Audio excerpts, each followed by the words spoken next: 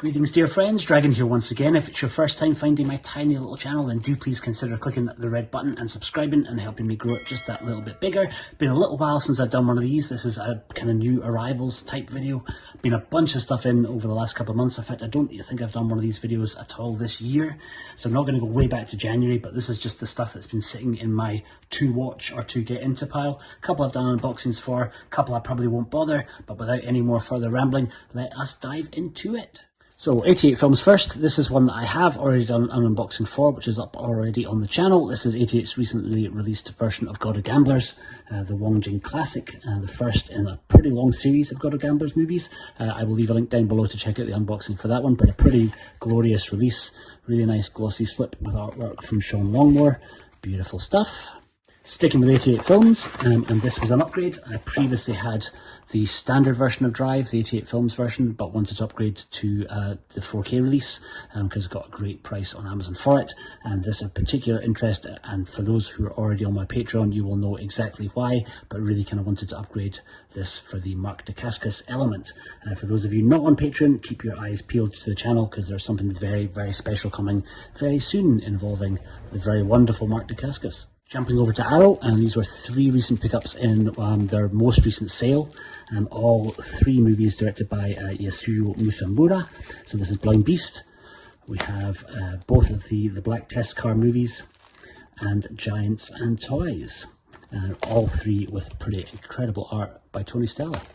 Very, very nice. Yeah, I think all of these, with the exception of Blind Beast, were pretty cheap. I think both of these were about £8 or £9 each.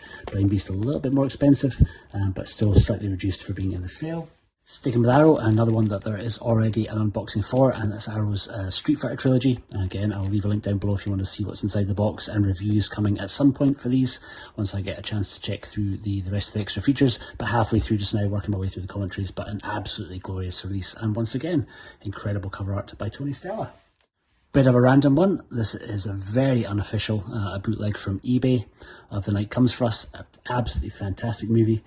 Sadly, don't think this will ever get an official physical media release because Netflix really essentially own the rights to this, and they don't really like putting stuff out on physical media very much anymore, sadly.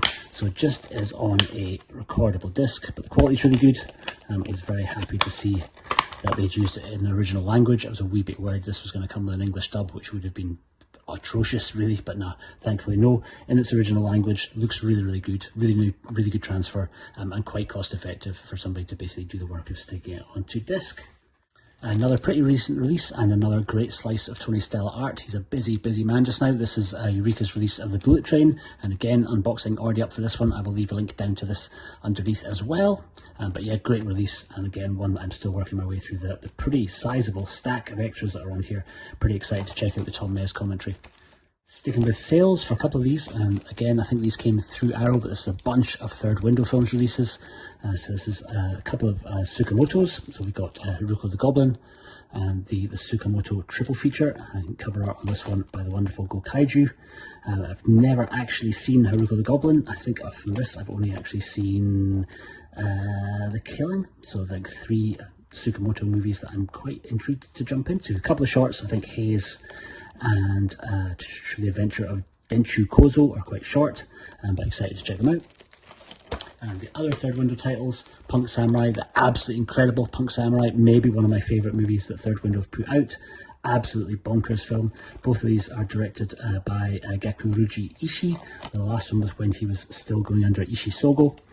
But yeah, Electric Dragon 80,000 is bonkers, really good fun, quite short again, and then Punk Samurai, quite long by contrast, but absolutely fantastic movie. Again, I'll probably do a review for this in due course, but yeah, Punk Samurai, highly recommended. Next up was something very special from my dear friend Kevin, who managed to track down something I've been after for a long time. This is the very long out of print and impossible to find, the original Korean CJ Entertainment release of Thirst, Park Chan-wook's kind of, I guess, vampire dark comedy. Crazy movie.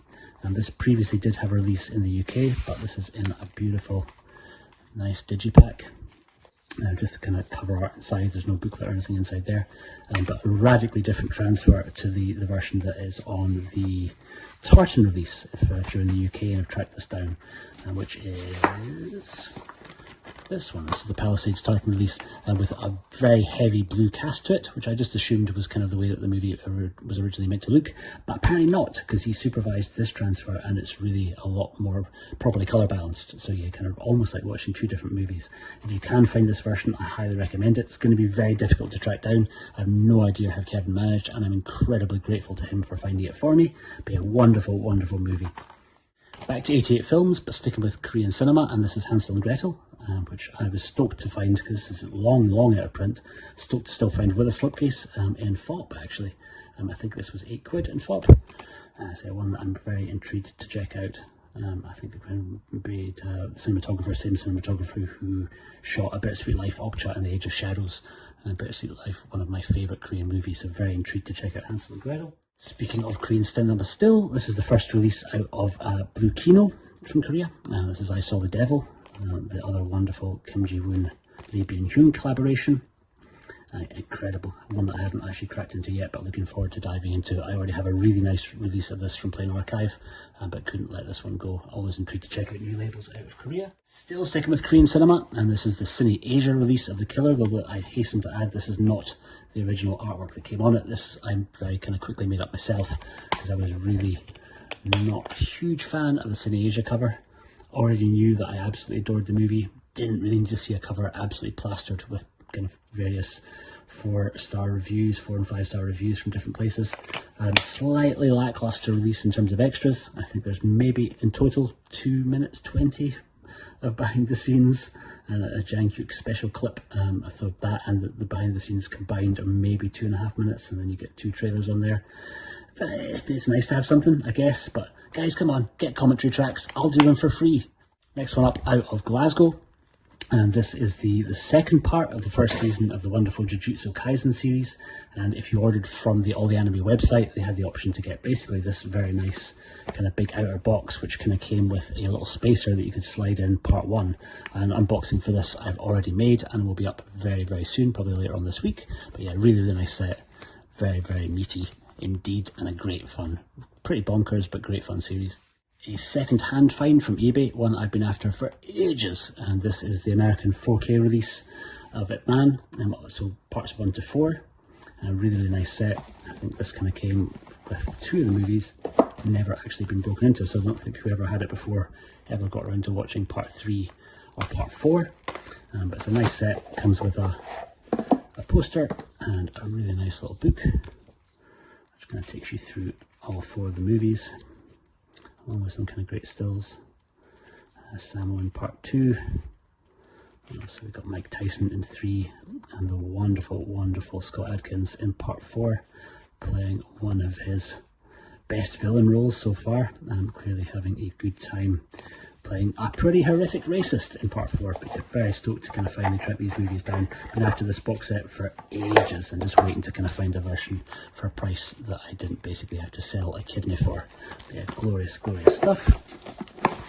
An HMV sale, and this was Peacemaker, a series that I thoroughly enjoyed. Was able to get this for £7, I think, on Bluray, which is a bit of a bargain. One of, I think, my favourite things that James Gunn's done. Really, really well put together, and John Cena on absolutely fine form. Fantastic series. And so this ended up meaning that I went backwards a little bit and tracked down a nice Mantelab version of the film that his character spun out from. So this is the Mantelab, I think the single lenticular version of the Suicide Squad, but very nice indeed. I'll probably do an unboxing for this in due course. Almost there, and this is another second-hand pickup, and this is Escape from New York, and one of the Carpenter movies that I didn't actually have, and there's so many different versions of this around, but I really liked this. I think it's a Scream Factory release from the States, so Region A release, but just very, very simple with artwork that I really, really dug. So yeah, the classic Escape from New York, incredible soundtrack, incredible Kurt Russell performance, just an all-round great fun movie. Jumping back to Scott Adkins, and this is one that I've been after for ages as well, and this is the uncut version of Avengement, but the version out of Germany, which actually has decent extras on it, so looking forward to check out the Scott Adkins commentary track that's on here, and looking forward to seeing the movie in all of its uncut glory. This I got through Amazon UK, actually. It wasn't through German Amazon, but there's a few different versions of this, including a pretty incredible statue version, which I think you can still order from Nameless directly, which is really expensive. but very, very cool. But I just went for this version. Not too sure who has done the cover art for it, but it is pretty damn cool.